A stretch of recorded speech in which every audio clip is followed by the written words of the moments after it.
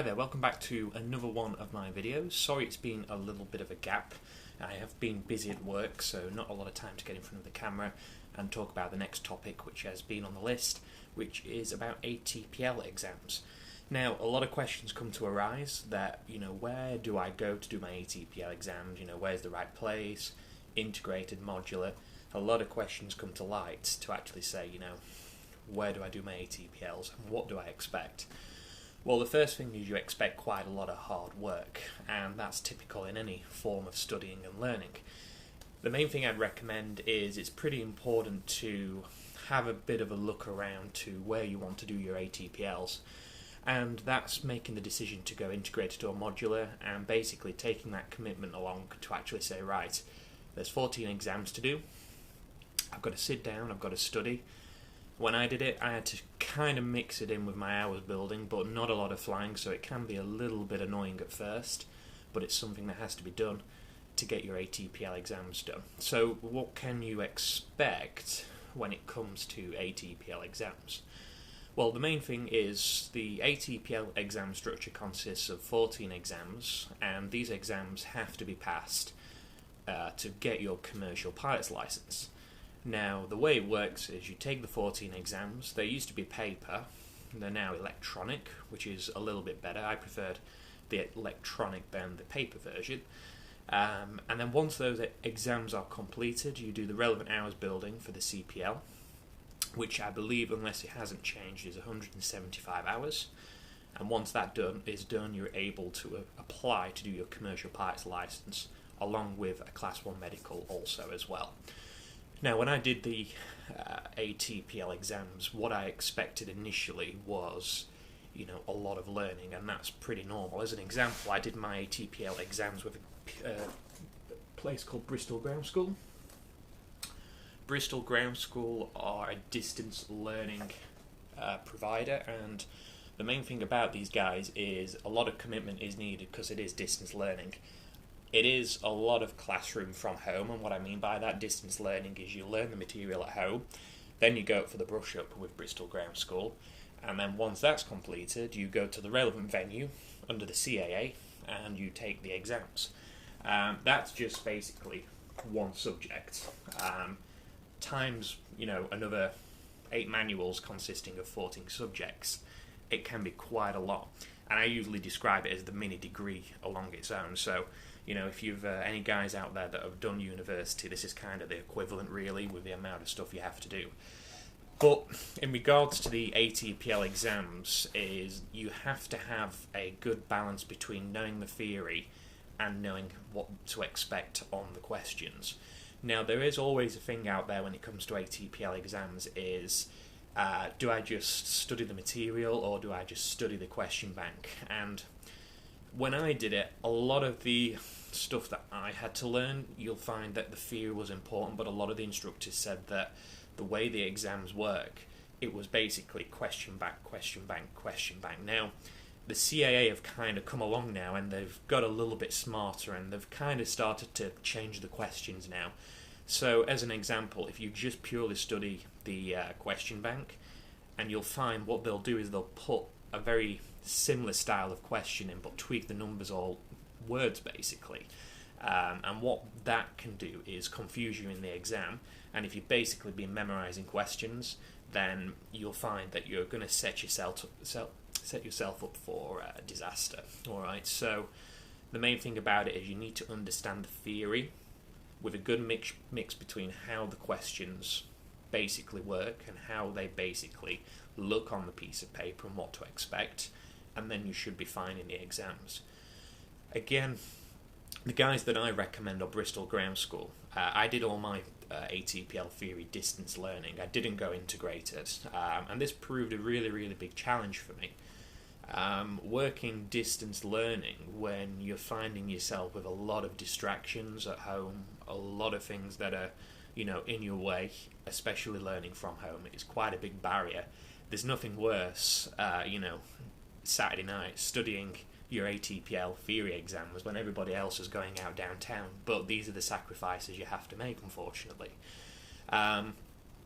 Personally, with distance learning, and I'm basing this on a a pilot, experience side of things is that, especially in an interview when you have to talk about how you did your ATPL theory, if that question ever came arise, it shows a better sense of commitment that you've had to discipline yourself and you've not, been spoon-fed in a way, if that makes sense.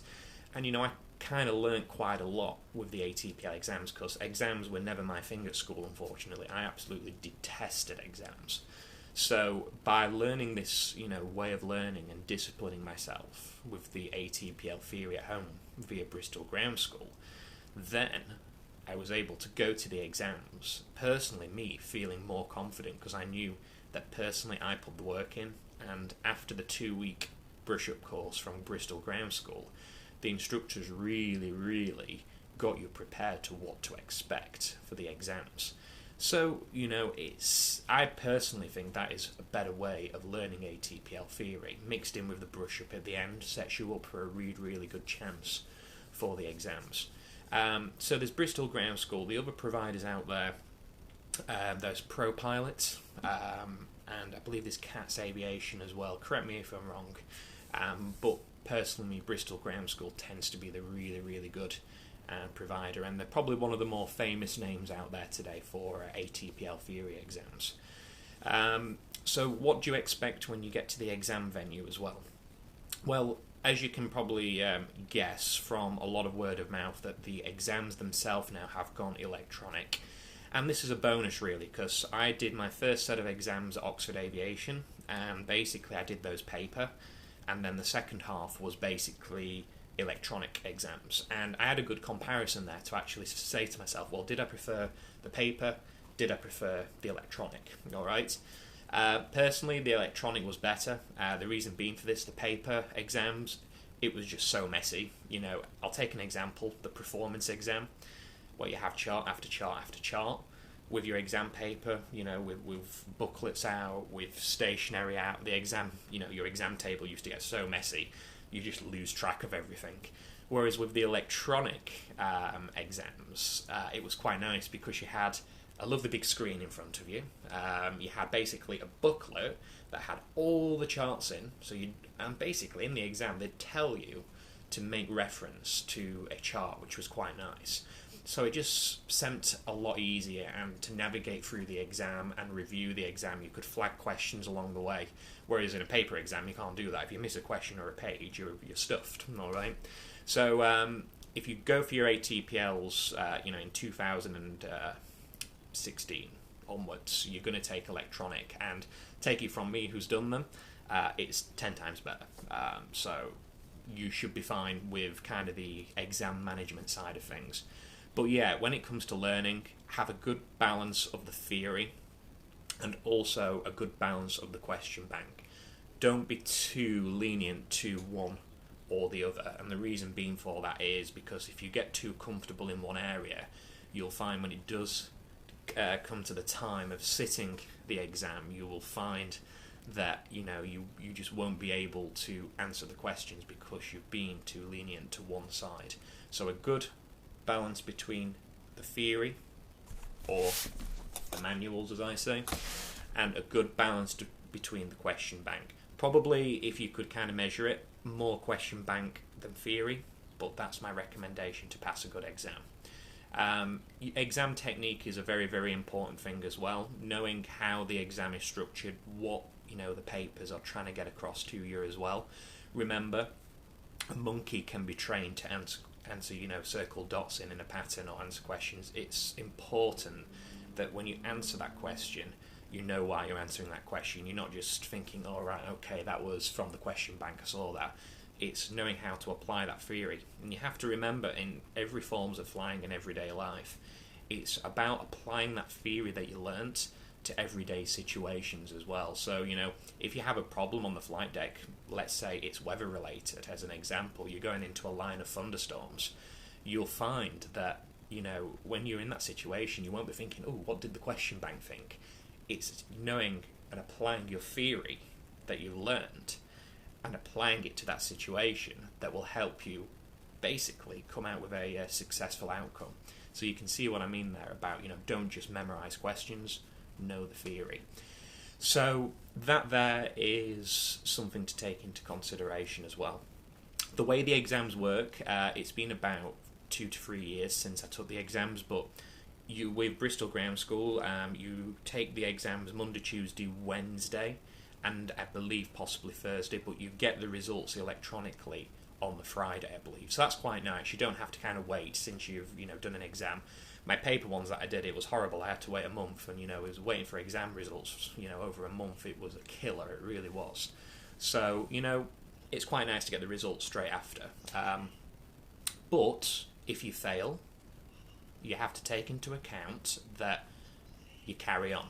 Alright, so if you fail, you've got basically your exam results. Make sure that if you do get a failure, that you basically take the exam again.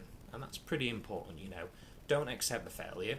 Take it again. At the end of the day, we're all human. That's pretty important to remember. The pass mark for the exams is about 75%, alright? But just do the best you can. Everybody's human, as we say. Carry on.